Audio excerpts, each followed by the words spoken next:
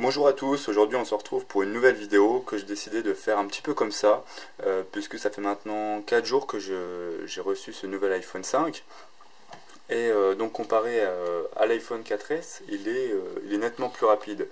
Voilà, je voulais faire deux trois démos, deux trois tests, et les mettre en rivalité, afin de vous montrer ça.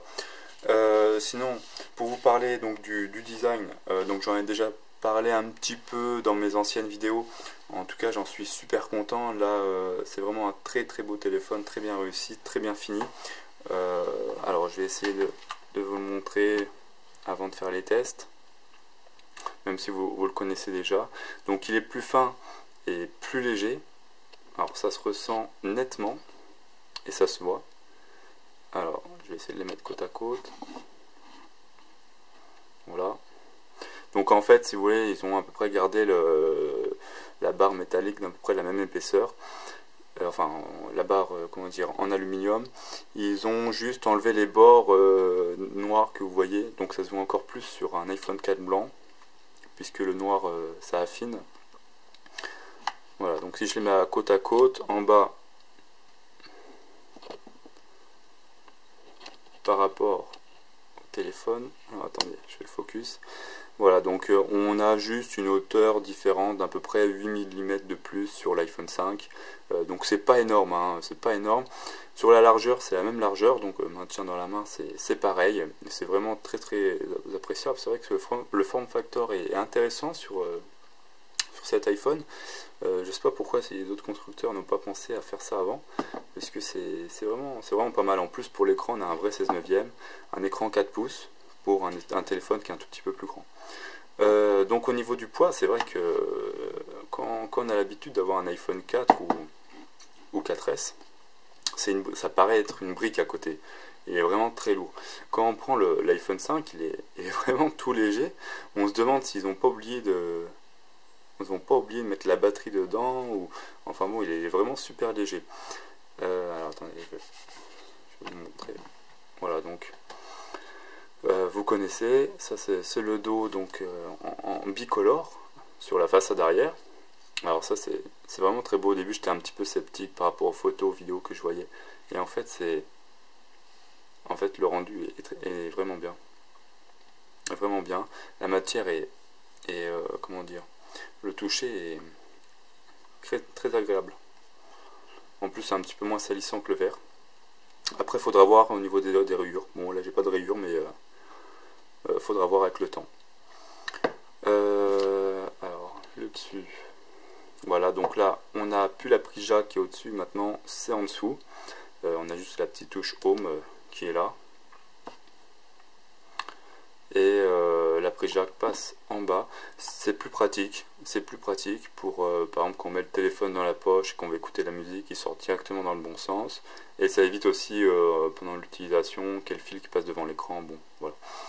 Le connecteur, alors bon, certes c'est un changement, mais il fallait le faire puisque l'ancien connecteur ne serait pas passé sur un téléphone aussi fin. Voilà, à titre de comparaison, si je vous montre, voilà, l'ancien connecteur, c'était ça. Donc bon, tout gros, tout moche, avec des débits assez lents, et le nouveau, voilà. Donc il est vraiment bien fait, très beau, un peu plus rapide, beaucoup plus petit, hein, 80% plus petit que l'ancien, et il s'en fiche dans les deux sens. Voilà. Et voilà. Donc c'est vrai, bon, après, bon, s'il y avait une station, en général elles sont aussi en Bluetooth, donc ça pose pas de problème. Au pire, il y a des adaptateurs qui sont disponibles. C'est vrai qu'ils sont assez chers, mais vous en achetez un et vous êtes tranquille. Ici, sur la partie plus large, c'est l'haut-parleur, donc pour écouter aussi de la musique. Il est d'assez bonne qualité, un tout petit peu mieux que 4S, mais il n'y a pas vraiment de grosses différences. Et ici le micro. À savoir qu'on a un troisième micro maintenant sur ce modèle. Alors je sais pas si vous voyez. Voilà, donc il est là à côté de la caméra. Troisième micro. Donc c'est pour éliminer les bruits pendant les appels, pour qu'on entende mieux. Et la nouvelle Nano SIM, qui est là, donc plus petite encore pour gagner de la place. Donc peu importe l'opérateur que vous ayez, il va falloir vous la procurer. En général c'est gratuit ou c'est 1 euro, c'est pas grand chose. Voilà. Bon, on va commencer les tests sans plus tarder.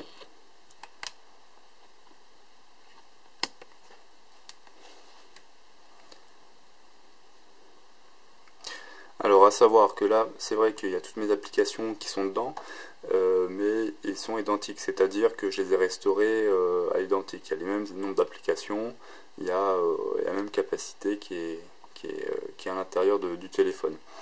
Donc le test est équivalent. On va quand même aller dans les réglages et vider le cache de Safari. Voilà, historique et données, voilà. Et vider le multitâche.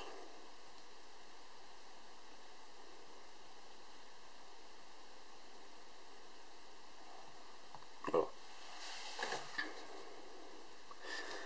Alors on va commencer par l'iTunes Store, donc le nouveau, parce que tous les deux sont sous iOS 6, hein, on peut voir la nouvelle application plan ou Passbook. On va les lancer en même temps. Voilà, donc c'est clairement plus rapide.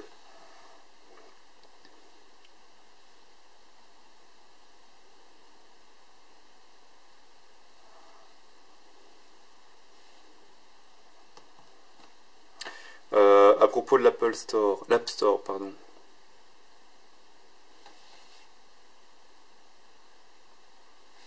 C'est bien plus rapide aussi.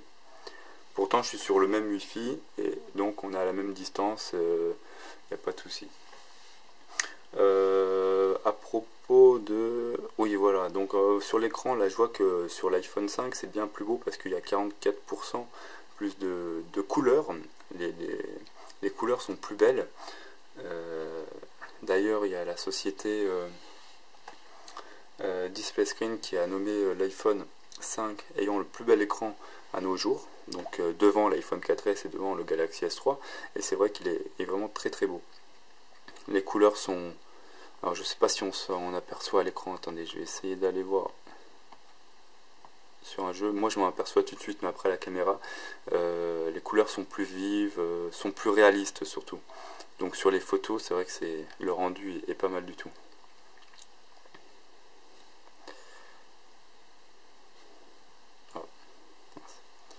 Voilà, donc aussi on peut voir la différence entre un écran d'une taille de 4,5 pouces et un écran de 4 pouces.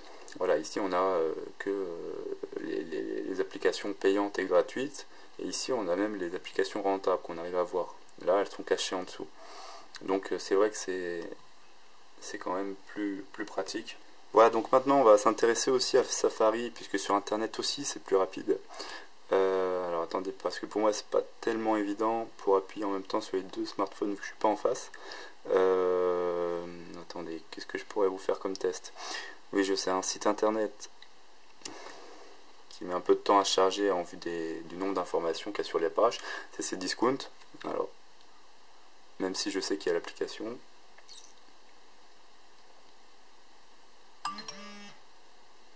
Voilà, donc là on voit que c'est quand même plus rapide sur l'iPhone 5. Donc par contre là c'était pas vraiment ce que je pensais, hein. Je pensais charger la page en entier. On peut consulter le site quand même, on va essayer.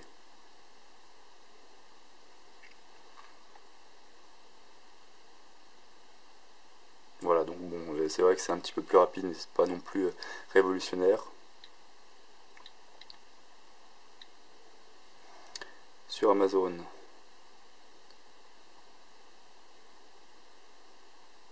Voilà, donc on note une petite différence, hein, mais c'est pas énorme, puisque je suis sur le même Wi-Fi.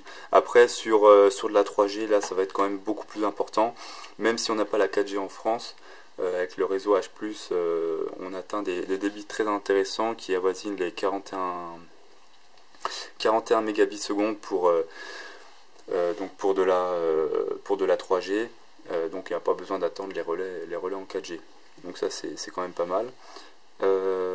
voilà, donc qu'est-ce que je veux faire? Voilà, donc au niveau de l'appareil photo, là on sent nettement la différence. Voilà, rien qu'au démarrage, c'est nettement plus rapide.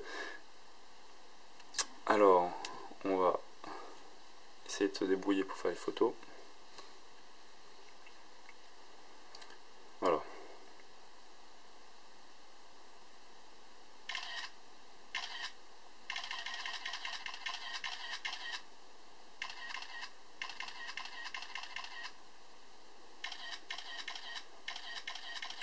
Voilà, c'est rapide aussi sur le 4S, mais on sent quand même la rapidité au niveau du focus sur l'iPhone 5. Pareil au niveau de la prise de la vidéo et de l'enregistrement à la fin. Voilà, bon, c'est mineur. Après, à savoir que sur l'iPhone 5, on a une caméra avant en HD. En tout cas pour les vidéos, pour les photos c'est du 1,2 mégapixels alors que c'est du VGA sur l'ancienne. Et puis ouais, pour le mode panorama c'est quand même bien plus pratique sur l'iPhone 5. Voilà, donc là maintenant il faut s'amuser à tout enlever.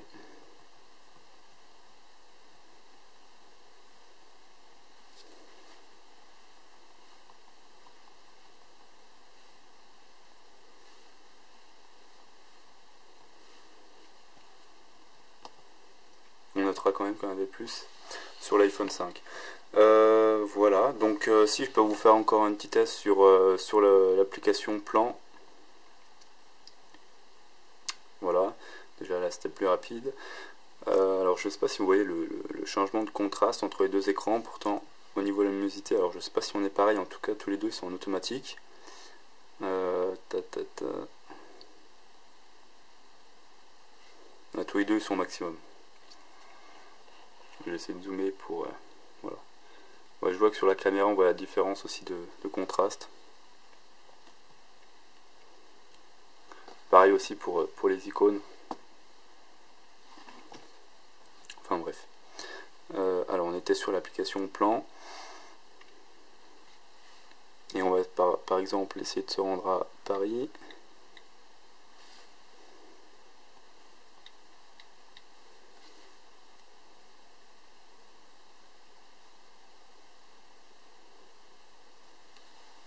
Voilà. Donc là c'est clairement différent.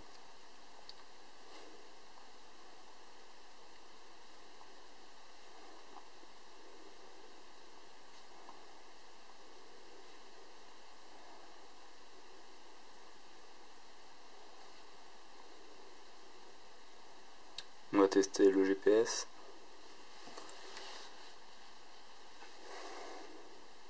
Démarrage de l'itinéraire vers Paris. Dirigez-vous vers le nord-ouest sur D49. Bon, ça semble assez similaire là-dessus, il n'y a pas de... souci.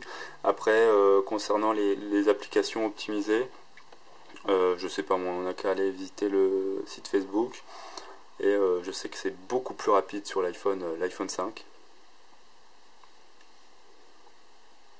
Voilà, donc là il est à jour. C'est terminé, alors que là il est en train de mettre à jour. C'est un petit peu plus long, bon voilà, il n'y a pas énormément de différence, on est au même endroit. Voilà, bon. Quoi d'autre?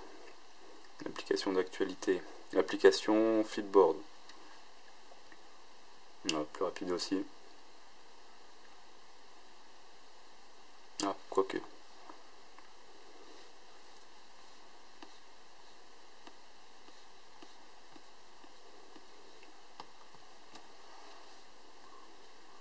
Voilà, donc c'était pour vous montrer un petit peu tout ça. Sinon, à propos des